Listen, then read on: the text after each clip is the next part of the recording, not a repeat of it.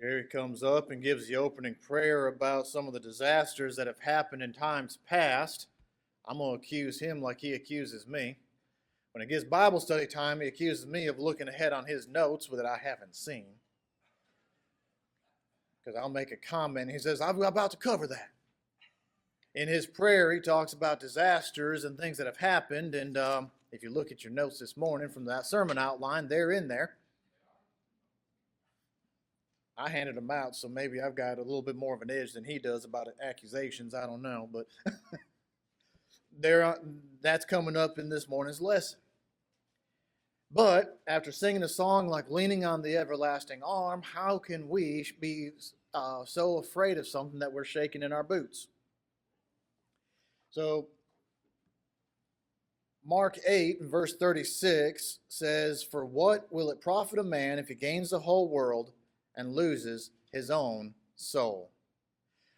If I had to pick any verse in the Bible, I guess that's a very good one to start off with about, are you shaking in your boots? Are you so afraid of something that's going to happen or could happen or is going on around us that the very thing that is on us to help us keep our steadfastness? There's a reason that the United States military does not issue flip-flops. They issue boots. It is something for stability. It comes up the ankle, protects the foot, ankle, gets up to the leg. It helps us stand firm with what we're doing. When you're out on a construction site, a lot of times you'll see boots, especially steel toe boots, something to help stay rooted and firm. And yet, we have this phrase about shaking in the boots. Can you imagine some of the standoffs throughout history of this massive army coming at you, and you are so few in numbers that it feels like you're shaking in your boots? It's like, how are we going to win against that? What are we going to do against, don't put me up against the tank. The outcome does not appear to be pretty. There's so many events throughout the Bible that use, and I've got on the outline quotations, natural disasters to offer lessons. We might call it a natural disaster. We see floods. We see different plagues. We see different destructions that occur. And I'm going to take a brief look at a couple of those. I'm going to highlight one of them in particular that kind of flows throughout the lesson. Numbers chapter 16 is the basis of this one. But as we get started with it,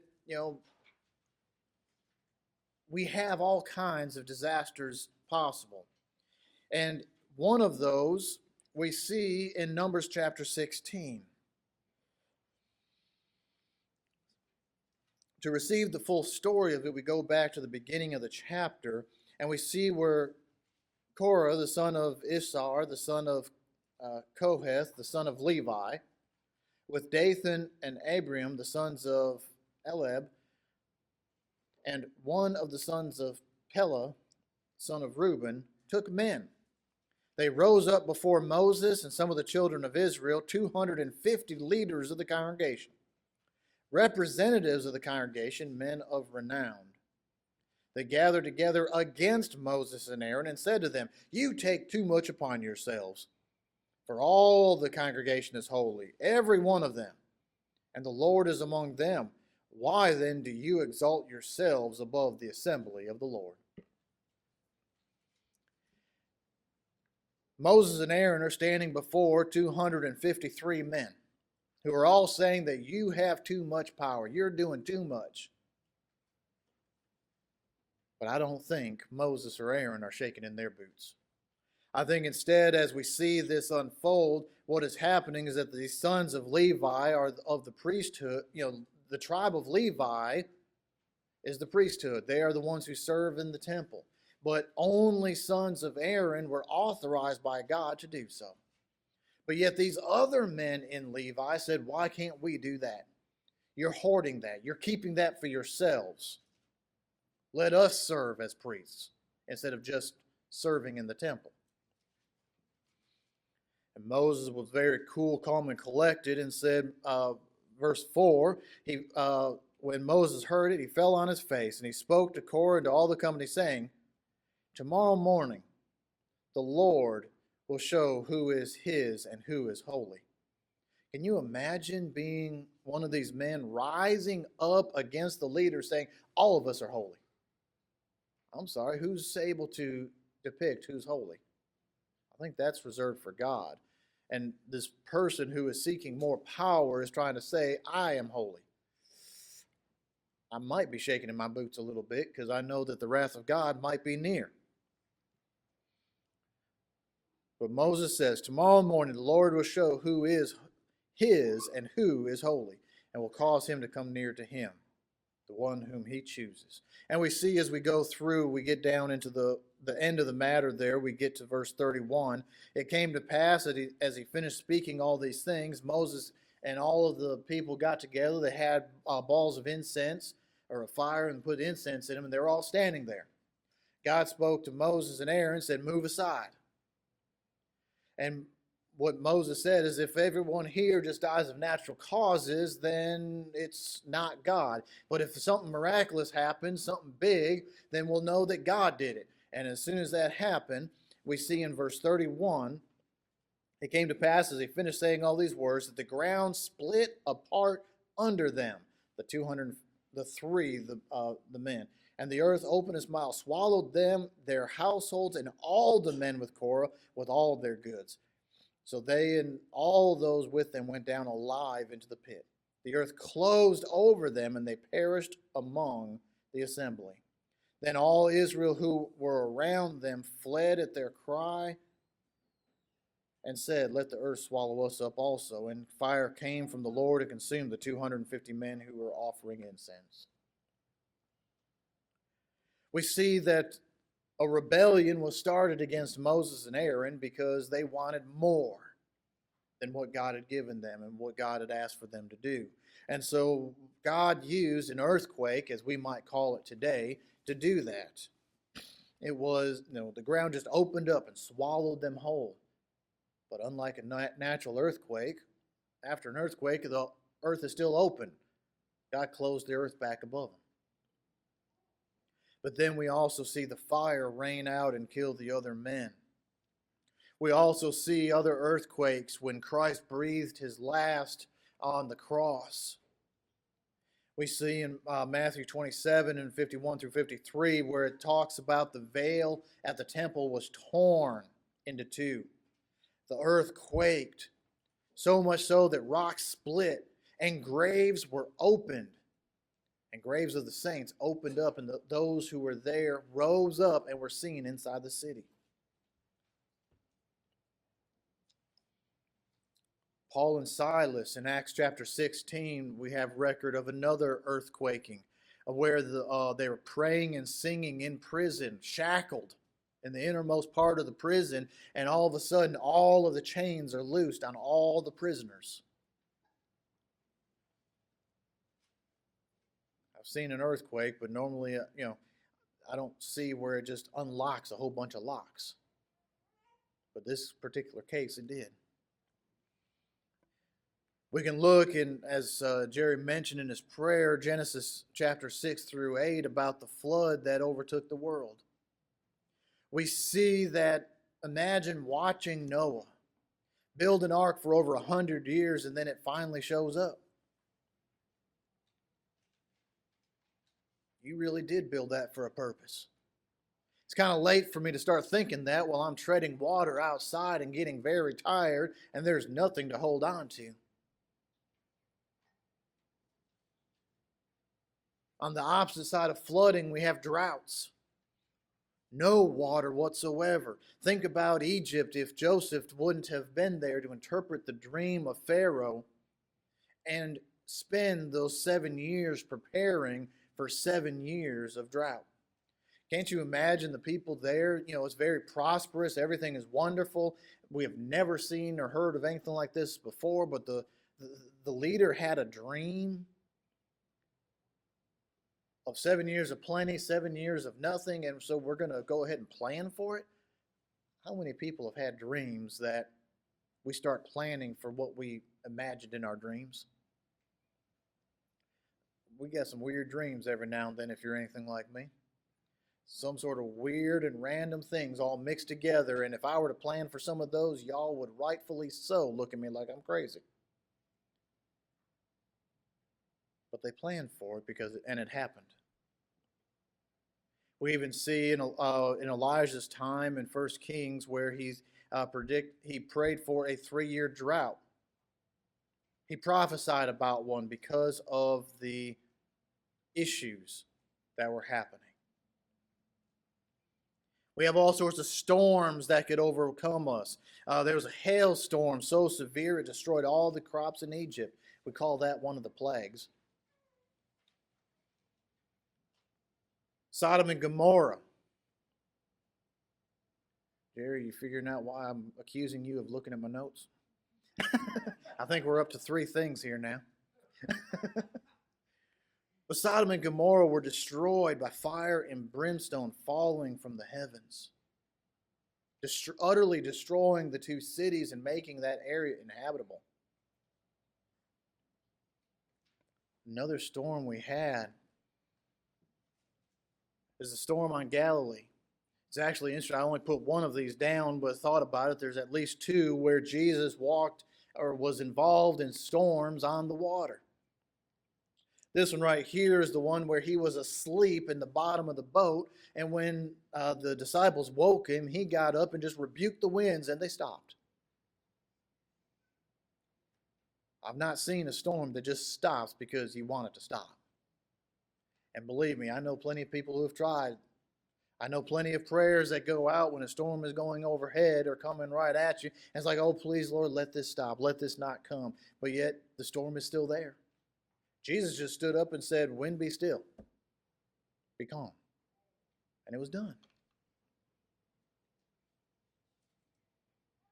Why do we look at all these disasters? Why am I bringing all of this destruction to our forefront? We see where some of these things happen, and we see that judgment and saving grace of God appear even through the storms of life. Even through the disasters that we face, sometimes when we're shaking in our boots, it might be rightfully so. Think about the opening verse that we brought out. What will it profit a man if he gains the whole world and loses his soul? I would rather my boots be shaken now than at the judgment scene. I don't want to find out that it's too late. I want to be able to look at this and look at the judgment of rebellion against him. We continue, looking at that part down in Numbers chapter 16, we see where they were consumed by the earth, and the rest were consumed by fire. Now, as part of that, as it continues in the rest of it, what they were to do is that those incenses were brought to be offered to God. And so God tells them, collect the balls that were used, the incense carriers. Pound them out and make a new cover for the altar with them. And let that be a reminder of the rebellion against God. It also looks at, remember I said there was 3 men of Levi, the 250, plus Moses and Aaron. Moses and Aaron were told to step aside. Moses and Aaron saw the grace of God. They were doing the will of God. They were following him. I probably would be shaking in my boots if I was Moses and Aaron a little bit, because all of a sudden the ground just sucks up this entire family, these 3 families, completely and utterly, and all of their possessions.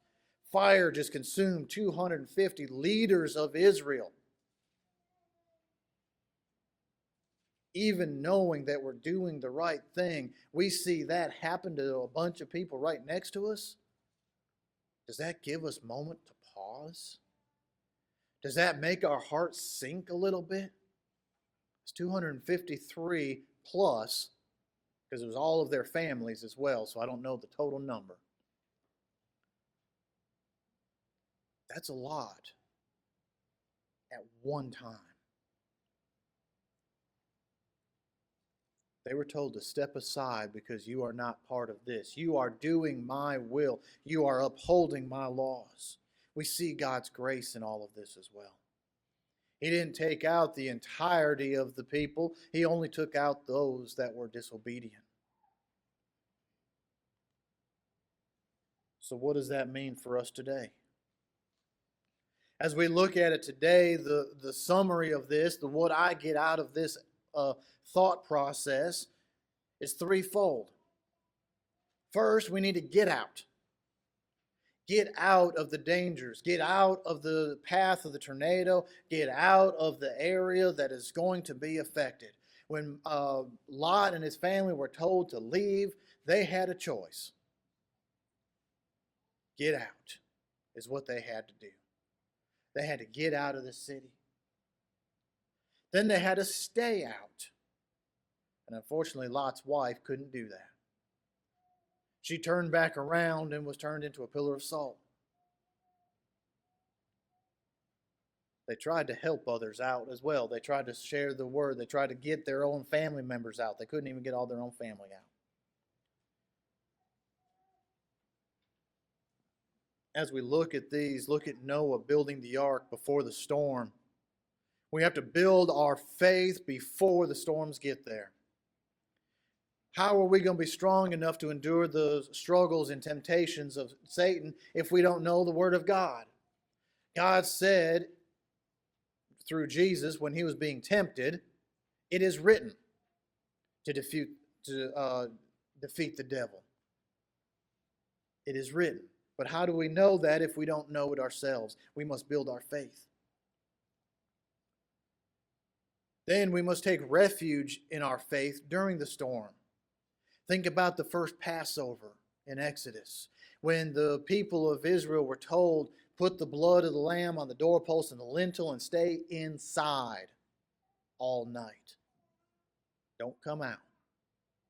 They took refuge inside their homes. When we take refuge inside of God, Aaron and Moses weren't afraid of God because they were doing what God had told them. They were staying in his service. We have to practice our faith. Noah took his time to follow God's directions. Noah didn't do shortcuts. Noah didn't go to the closest tree. He went to the appropriate tree to get those for the wood. When he was told to pitch inside and out, he did it. He didn't just do one side and say, well, that'll be enough. Joseph took time to implement the steps that saved the nation of Egypt and ultimately saved and allowed the nation of Israel, his family, to be able to thrive and survive.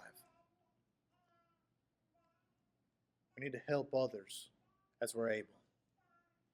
We see Abraham trying to help Sodom and Gomorrah. It started, with 100, worked its way all the way down to 10. And they couldn't even get 10. He tried to help out a city that was so corrupt, but he still wanted to give them a chance. We see the early church helping others. We see so many times people trying to reach out and help one another. Do we do the same? Before we can help others, we have to help ourselves. We've got to get out of it ourselves. We've got to get into Christ, put on Christ, put on the armor of Christ so that we can defend against and know how to stay out of. We looked at in previous sermons and ideas and studies, the narrow way, the way of light, the broad way, the way of darkness and destruction. We've got to get into the light. Stay out of the darkness.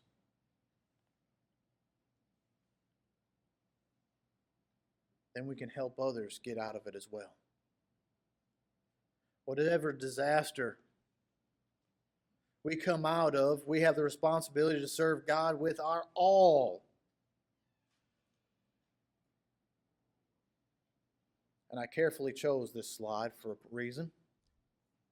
It doesn't do any good to take shortcuts. This looks like a massive feat, but it also looks like he's not gaining very much here, is it? Not every day will be easy. Sometimes we need to struggle. Sometimes the issue we face will be caused by others. Look at Moses and Aaron.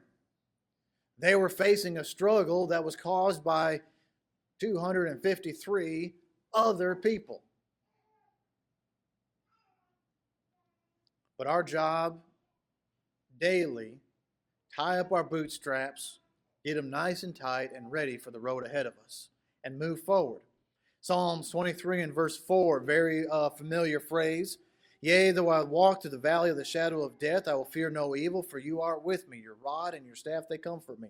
The first part, though I walk. We need to tie up our boots and keep walking. If we need to take, and sometimes going on a long hike, you tie up your boots, you get started, they kind of the laces shift a little bit. We might have to take and kneel down and retie them a little bit. If we need to tie them back up, let's do it. If they've come undone, let's stop and retie them. If for some reason we've taken our boots off and are just sitting on the side of the road, let's get them back on. Started this with, are you shaking in your boots? We'll end with a different phrase. We've heard this one, and it says, whatever doesn't kill you makes you stronger. I think that's only a partial statement. It only makes us stronger if we learn from it. I don't think this man's going to get much stronger than he is right now unless he actually starts lifting some real weight. Well, I know that in order to get stronger, I need to lift weights, but if it's made out of plastic, it's not going to help you out. We've got to put some real weight on it. We've got to be able to test ourselves. We've got to be able to do something. James chapter 1, verses 2 through 4, my brethren, count it all joy when you fall into various trials, knowing that the testing of your faith produces patience. But let patience have its perfect work, that you may be perfect and complete, lacking nothing. It takes practice. It takes patience. And it takes practice to get patience. There's no shortcuts. Not every time that we shake in our boots is it a bad thing. Sometimes it can be a healthy thing. It can be a reminder. Are we walking in the light? Are we walking where we ought to be? Have we found ourselves on a path that we ought not to be on? Sometimes it's not so bad as shaking in our boots. Sometimes it's just that uneasy feeling.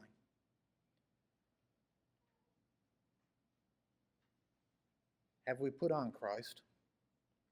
Have we decided to follow Him each and every day? Have we decided to make Him the focus of our lives? What profits a man if he gains the whole world but loses his soul? Through Christ, we get to live through this world. We get to overcome the obstacles here. We get to become what He wants us to be. And then we get the reward of a loving God in eternity. We don't have to stay shaking in our boots for an eternity. Like I said, I'd rather shake a little bit now and have comfort later. Do we respect and honor God? And all of Solomon's wisdom that he didn't always follow for himself, he says very simply, the sum of all things is to fear God and keep His commandments. And fearing God is not necessarily afraid that He's going to take and swallow us up like He did those three men and burn up those that followed Him. He's not doing that today. He's letting us make our choices. He's giving us so many options to follow Him. Will we do it? If we need help following Him, if we need to get back on the pathway, we're here to help one another. We offer the invitation now while together we stand and sing that if anyone has needs, please let them be known while together we stand.